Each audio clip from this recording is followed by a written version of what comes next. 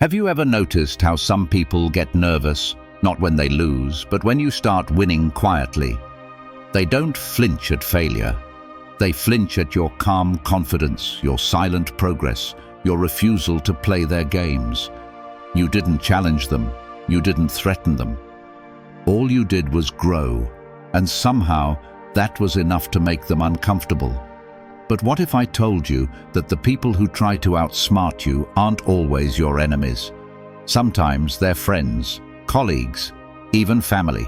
They smile when you're around but secretly hope you'll slow down. They offer advice that plants doubt. They test your reactions not because they care, but because they want to feel smarter, stronger, one step ahead. Here's the truth. Dominance isn't loud. It doesn't shout or demand the spotlight. The smartest people in the room often say the least. They observe, they question, they wait. And when they move, it's precise, calculated, unshakable. So how do you outsmart people who think they're 2 steps ahead? How do you maintain power without ever raising your voice? That's what this is about. Stay with me, because these 7 Stoic rules will flip everything you thought you knew about control. But before we begin, listen closely to this story. It holds the key to understanding the quiet power you've had all along. Let's begin. Number 1, never show all your cards. Let's talk about one of the most powerful tools in any interaction: silence. Not the awkward, hesitant kind, but the calm, intentional stillness of someone who knows they don't need to prove themselves. Because here's what most people don't realize. When you speak less, you see more. And when you see more, you control more. A wise person doesn't need to fill every silence. They let others reveal themselves first. They let the room speak before they do. And when they finally speak, every word lands with weight. Here's the truth. People will hand you information if you give them the space to. They'll talk about their ambitions, their insecurities, their mistakes, all while thinking they're impressing you. But while they're trying to show off, you're studying. You're reading their tone, their language, their emotions, and all the while you're saying almost nothing. That's not weakness. That's discipline. And in a world where everyone is trying to out-talk each other, your silence is your sharpest edge. This is where Stoic wisdom comes in. Epictetus once said, "The more you say, the less they listen. Let your silence unnerve them." Think about that. When you don't reveal your intentions, people are forced to guess. When you don't react, they start questioning their own behavior. Your silence becomes the mirror they can't ignore. And that's where your power begins, not in what you show, but in what you hold back. Let me share a story. A man I know, let's call him Brian, was in a high-stakes business deal. The other party came in talking fast, laying out numbers, pressuring him to commit. But Brian said almost nothing. He asked a few quiet questions, nodded occasionally, and just listened. The other guy kept talking, revealing way too much, trying to dominate the space. But Brian never bit. He waited. And at the end, he pointed out a flaw in the numbers, one the other guy had accidentally exposed while trying to sound impressive. Brian didn't win by arguing. He won by watching. So, how do you use this? First, stop oversharing. People don't need to know your plans, your next move, or how you feel about every little thing. Second, get comfortable with silence. You'll be amazed at what others reveal when you give them space. And third, don't confuse quiet with passive. Just because you're not loud doesn't mean you're not in control. At the end of the day, true dominance isn't about being the loudest or the flashiest. It's about being the one who doesn't need to prove a thing. When you stop showing all your cards, you stop playing their game and start winning your own. Number 2, Stay calm when provoked. Let's talk about one of the most powerful moves you can make in the face of manipulation. Staying calm when someone tries to provoke you. It sounds simple, but it's one of the most difficult disciplines to master. Because when someone pushes your buttons, insults you, or tries to corner you emotionally, the natural instinct is to react, to defend yourself, to fire back. But that reaction, no matter how justified, is exactly what they want. The moment you step into the chaos, they win. You've given them control. You've let their energy dictate your energy. Here's the truth. Manipulators thrive on reaction. It's how they gauge their power over you. If they can make you angry, flustered, or emotionally unstable, they feel in control. That's why staying calm isn't passive. It's active resistance. It's saying, you don't get to decide how I feel. And in that moment, you rob them of their leverage. You shift the balance of power not through force, but through silence, through presence, through unshakable self-command. This is where Stoic wisdom shines. Seneca once wrote, "Anger is a weapon only the weak wield loudly." What he meant was this: strength doesn't come from volume, from shouting or retaliation. It comes from discipline, from choosing how you respond, from realizing that your peace is too valuable to hand over to someone else's chaos. A calm mind isn't a dull mind. It's a mind that has chosen clarity over confusion, purpose over pettiness. Let me tell you a quick story. There was a guy I know. Let's call him Ryan. Ryan worked under a manager who made it his mission to provoke him. Subtle jabs during meetings, backhanded compliments, undermining him in front of clients. Most people would have snapped, but Ryan didn't. He listened, he nodded, he responded with logic, never emotion. And slowly, that manager began to lose power. His words didn't land, his traps didn't work. People started seeing through the manipulation. Ryan's calmness wasn't just personal protection, it was a public display of control. Eventually, that manager was moved to another team. Why? Because his tactics lost their sting when Ryan refused to bite. So what do you do when someone tries to pull you into their storm? Don't step in. Don't hand them the steering wheel of your emotions. Let your stillness speak. Let your calmness confuse them. Because the moment they realize they can't move you, they panic. And not because you fought back, but because you didn't. Calmness isn't weakness. It's strategy. It's power. It's the mark of someone who knows that inner strength is louder than any insult. At the end of the day, remember this: you don't owe anyone a reaction, especially not the ones who want to see you lose control. Stay still, stay focused, stay dangerous in your silence. Number 3, ask questions that expose. Let's talk about one of the most underrated tools in Stoic strategy, asking the kind of questions that make people expose themselves.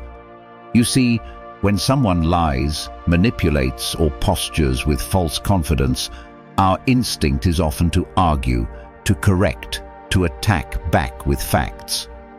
But here's the problem.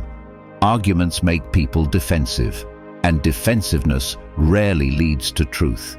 It leads to louder voices, more ego, and even stronger denial. So if you want to really dismantle someone's falsehood or manipulation, you don't attack it. You let them reveal it themselves. You ask questions that guide them into the corner they built with their own words. Here's the truth. People who are bluffing rely on assumptions. They expect you to believe them, to be passive, or to take their words at face value. But when you start asking questions, specific, calm, unshakable questions, it forces them to think. It forces them to clarify. And that's where the cracks begin to show. Most lies crumble not under pressure, but under inspection. And the Stoics understood this well. Marcus Aurelius said, "He who asks wisely does not need to shout." That's because the sharpest minds don't speak the most. They listen, they probe, and then they let the truth reveal itself. Let me give you a real story. A woman I know, let's call her Sarah, was in a business meeting where a co-worker tried to take credit for a project she had led. Instead of defending herself or starting a conflict, she leaned forward and asked, "Can you explain how you approached the marketing rollout phase again?" The guy froze. He stumbled through vague answers. She followed up, calmly, precisely, with, "And which metrics did you use to measure early success?" Within 3 questions, the truth unraveled. Everyone in the room saw it, not because Sarah attacked, but because she let him expose his own lie. This is the power of inquiry. It's not passive, it's surgical.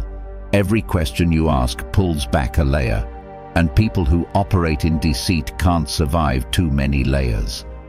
So how do you outsmart someone without ever looking combative? You ask. You guide. You remain calm. And in doing so, you make them confront their own illusion. And nothing makes a dishonest person more uncomfortable than having to explain a lie in detail. So the next time you're faced with someone trying to manipulate, control, or deceive, don't argue, don't shout, don't react. Ask.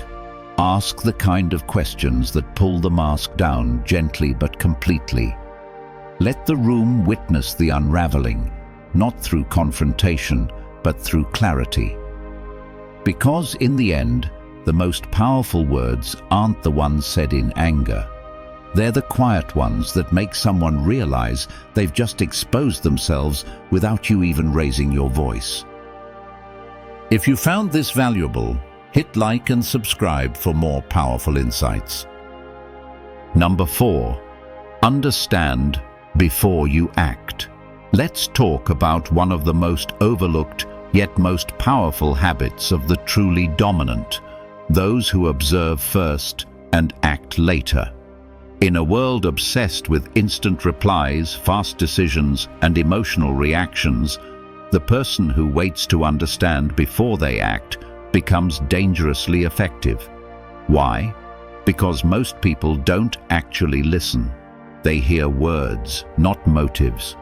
They see actions, not patterns. And that's why they get blindsided, manipulated, or drawn into traps they never saw coming.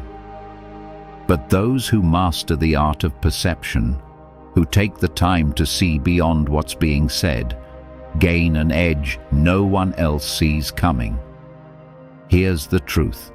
People don't always say what they mean. They say what sounds good, what protects them, what hides their insecurity. But their behavior? That's the truth teller. Their patterns, their consistency, or lack of it, their body language. These reveal more than any speech ever could. When you study a person without rushing to react, you begin to notice what others miss. The moments when someone laughs too hard at your mistakes, the way they suddenly go quiet when you succeed, the promises that never quite match their actions. It's in those subtle gaps that the truth lives. And those who dominate in silence do so by paying attention. There's a guy I know, let's call him Marcus. He worked in a competitive office where backhanded compliments and quiet sabotage were normal. But instead of confronting people every time he felt slighted, Marcus observed. He noticed who always spoke over him in meetings, who took credit subtly, who asked too many curious questions about his struggles but never his wins. He didn't react. He wrote it all down, mentally. Then, when an opportunity came for a leadership role, he recommended the person who had quietly supported him and said nothing about the ones who tried to play both sides. No drama, just clean, clear discernment. That's what dominance looks like. It doesn't announce itself. It acts with insight. This is what the Stoics taught.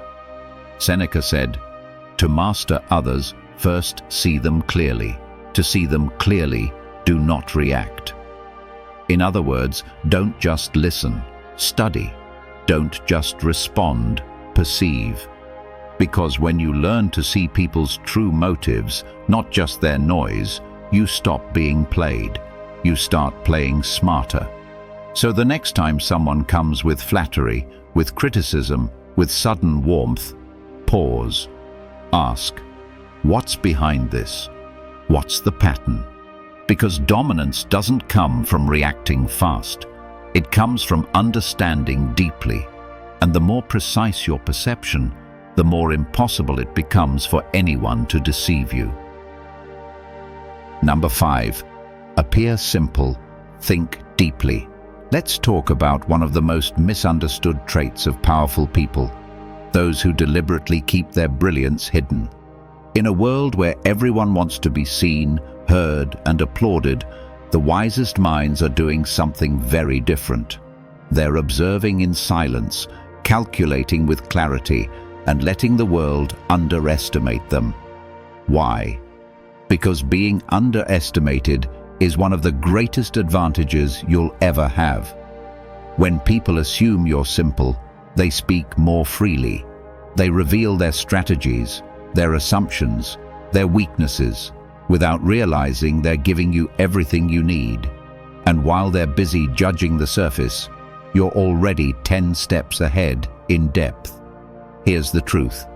True intelligence doesn't shout. It doesn't need to. In fact, the moment someone starts parading their intellect, their wisdom loses weight. But when you speak simply and listen deeply, people lower their guard. They assume you're not a threat. And that's exactly what gives you power. Not to dominate through intimidation, but to understand and outmaneuver through awareness. Because the mind that doesn't need to prove itself is the most dangerous mind of all.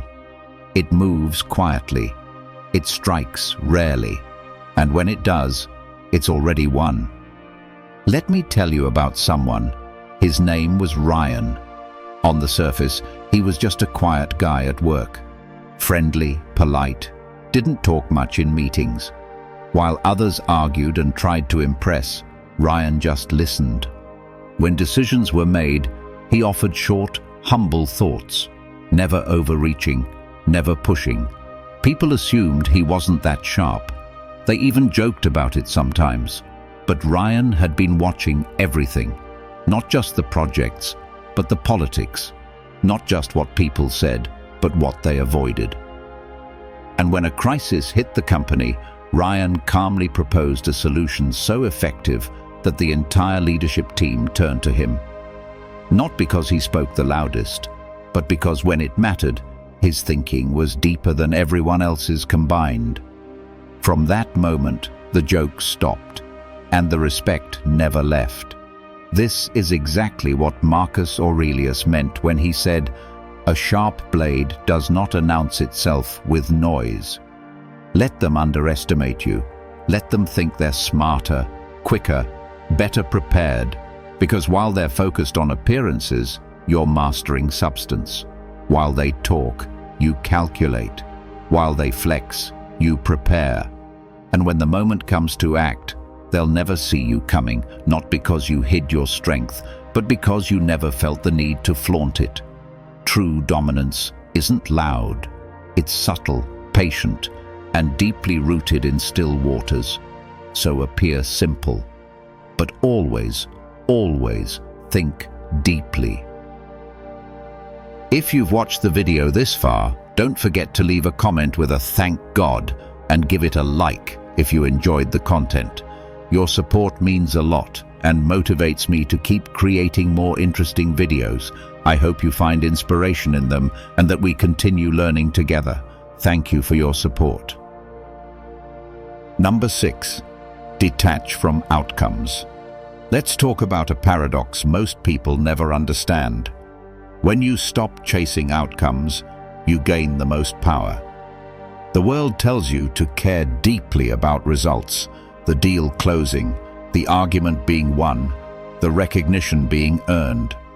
But the Stoic sees through this illusion, because the moment you become attached to an outcome, you hand over your power. You become emotionally invested, reactive, and easier to manipulate. And those who want control over you will sense it. They'll dangle what you want just out of reach, then watch you stretch yourself thin, trying to grasp it. That's how control is lost, through attachment, through need, through desperation. Here's the truth. True dominance doesn't come from having the outcome. It comes from not needing it. When you're calm in the face of uncertainty, when you can walk away without flinching, when your identity isn't tied to winning, people can't rattle you, they can't provoke you, and that makes you dangerous in the best way. Because now, you're playing from a place of inner stability, not external reward. You don't chase, you attract, you don't beg, you choose. And in doing so, you hold the upper hand, not through force, but through freedom. I'll tell you about someone named Ethan. He was up for a massive promotion at his job, something that would double his income and give him more influence. Everyone knew he deserved it, but office politics got involved. One of his colleagues tried to sabotage him, feeding misinformation to the leadership team, hoping Ethan would panic and start defending himself. But he didn't. Ethan showed up, did his work with excellence, and stayed composed. When people asked if he was worried, he smiled and said, "If it's meant for me, it'll come. If not, I'm still fine." That calmness, it made the saboteur unravel. They kept pushing, lying, trying to provoke Ethan into a mistake. But Ethan's detachment made them look frantic. And in the end, the leadership saw through it all and gave him the position, not just for his talent, but for his unshakable mindset. That's what Epictetus meant when he said, "He who cannot be robbed of peace cannot be dominated." When you're emotionally untouchable, people don't know how to deal with you. They can't bait you, guilt you, or control you. You become the still point in a chaotic room, the person who doesn't flinch when things don't go their way. And ironically, it's that detachment that often brings you everything others chase so desperately. So practice this. Do your best, but don't cling to the result. Let go of needing to win, and you'll win far more often. Because power doesn't lie in the outcome. It lies in how lightly you can walk away. Number 7. Control your presence. Let's talk about something that most people overlook: your presence. In a world where everyone is fighting to be seen, heard, liked, and noticed, the person who doesn't need any of that instantly stands out. Real presence isn't about being loud or flashy. It's not about dominating conversations or taking up space with noise. It's about energy, stillness, intention. The most powerful people you'll ever meet are rarely the ones doing the most talking. They're the ones watching, calculating, speaking only when it matters, and leaving a mark without raising their voice. That's dominance. That's control. And it's deeply Stoic. You see, Stoic philosophy doesn't teach us to be invisible. It teaches us to be deliberate. To enter a space and know why we're there. To speak only when our words carry weight. To walk away without explanation. Because those who truly understand power don't flaunt it. They don't beg for attention. They don't need applause to feel valuable. Their strength is in how little they need from the room and how much the room starts to need from them. Let me tell you about a woman named Rachel. She was an executive at a tech company, soft-spoken, rarely at the center of any meeting. While others competed for airtime in the boardroom, Rachel sat back, listening, taking notes, absorbing every angle. She wouldn't speak until she had something concise and undeniable to say. But when she did, everyone leaned in. There was something about her delivery, precise, calm, unwavering. Her silence made people curious. Her words made them rethink.